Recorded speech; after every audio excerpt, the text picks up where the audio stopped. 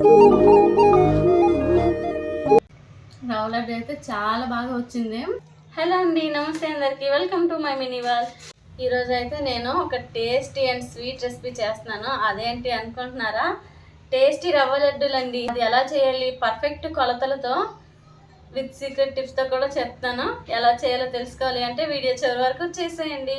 ఆలోపు మన వీడియోస్ చూస్తూ ఇంకా ఎవరైతే సబ్స్క్రైబ్ చేసుకోకుండా ఉన్నారో please subscribe for more videos.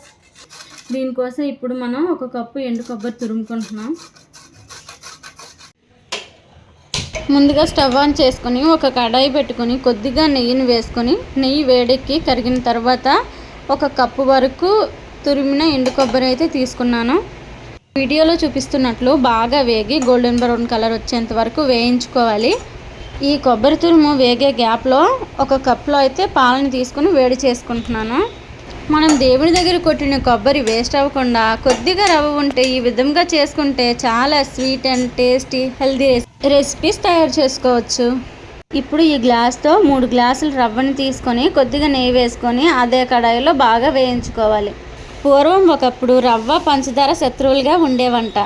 ఎందుకంటే ఒకప్పుడు పంచదార రవ్వతో అందంట, మన ఇద్దరం చూడడానికి ఒకేలా ఉన్నా కానీ నువ్వు ఘనంగానే ఉంటావు, నేను ఘన పదార్థంలో ఉన్నా కానీ నేను ద్రవ పదార్థంలో మారినా నా టేస్ట్ మాత్రం ఎప్పటికీ మారదు, నేను 2 విధాలుగా మారగలను, ఇంకా 2 విధాలుగా ఉపయోగపడగలనని రవ్వతో. అప్పుడు రవ్వ అందంట పంచదారని నువ్వు వాటర్లో వేస్తే కరిగిపోతావు, నేను ఇందులో వేసినా కరిగిపోను, అదే నా గొప్పతనం అని గొడవ పడుతూ ఉండగా ఇలా ఈ గొడవ పెద్దదయ్యి ఊరు పెద్ద అయిన కొబ్బరి దగ్గరికి అయితే వెళ్ళిందంట. ఇద్దరి వాదనలు విన్న కొబ్బరి, మనలో మనం గొడవ పడితే బాగోదు, మీ ఇద్దరు నాతో పాటు కలిస్తే ఒక అద్భుతాన్ని అయితే తయారు చేయవచ్చు అనిందంట. అవునా, అద్భుతమా, ఏంటో మాకు కూడా చెప్పవా, మాకు కూడా అందులో పాల్గొనాలని ఉంది అని పంచదార రవ్వ అనగా అప్పుడు ఊరి పెద్దైన కొబ్బరి ఒక అద్భుతాన్ని అయితే తయారు చేసిందంట. అదేంటి అనుకుంటున్నారా? అదేనండి రవ్వ లడ్డు. 3 గ్లాసుల రవ్వకి 1 గ్లాస్ పంచదార తీసుకున్నా. యాక్చువల్గా కొలత అయితే 3 గ్లాసుల రవ్వకి 1.5 గ్లాసున్నర పంచదార తీసుకోవాలి. నేనైతే పంచదార ఎక్కువ తిననని గ్లాస్ మాత్రమే తీసుకున్నా.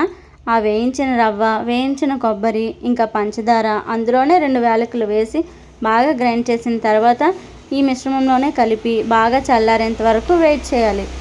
ఇందులో ఒక 100 ml పాలు అయితే సరిపోతాయి. ఈ 100 ml పాలను కలిపి ఒక 10 నిమిషాల పాటు పక్కన పెట్టుకొని తర్వాత ఉండలుగా చేసుకుంటే చాలా బాగా వస్తాయి.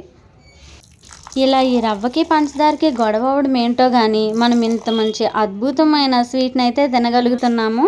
నేను చెప్పినట్టు పక్కా కొలతలతో ఇదే విధంగా మీరు తయారు చేశారంటే చాలా స్వీట్గా, చాలా ఇంకా సాఫ్ట్గా, వంట రాని వాళ్ళు కూడా తయారు చేసుకునే విధంగా వీడియోలో చూపించాను. మీరు కూడా ఒకసారి ట్రై చేయండి, కుదిరితే కామెంట్ చేయండి. ఎలాంటి గొడవలకైనా సొల్యూషన్స్ మన ఊరి పెద్దల దగ్గర అయితే ఉంటాయి కదా, అలాగే ఈ రవ్వ పంచదార గొడవలో కూడా కొబ్బరి బాగా ఆలోచించి వాళ్ళు ఎప్పటికీ విడిపోకుండా అలాగే కలిసి ఉండడానికి మాత్రం మంచి సొల్యూషన్ అయితే తీసుకొని వచ్చింది కదా.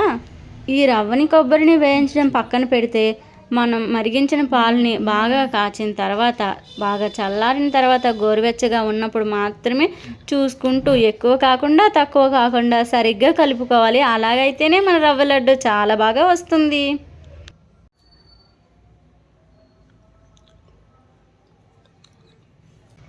రవ్వ లడ్డు అయితే చాలా బాగా వచ్చింది. కొంతమంది చాలా గట్టిగా అయిపోతుంది అని చెప్తారే, చూడండి ఎంత చక్కగా వచ్చింది, ఎంత సాఫ్ట్గా. టేస్ట్ కూడా చాలా బాగుంది, స్మెల్ కూడా చాలా బాగుంది. మీరు కూడా ట్రై చేయండి, ఎలా వచ్చిందో కమెంట్ చేయండి. మరిన్ని మా వీడియోస్ కోసం లైక్ చేయండి, షేర్ చేయండి, సబ్స్క్రైబ్ చేయడం మాత్రం మర్చిపోకండి. Thank you for watching. Bye. మరో వీడియోలో కలుద్దాం.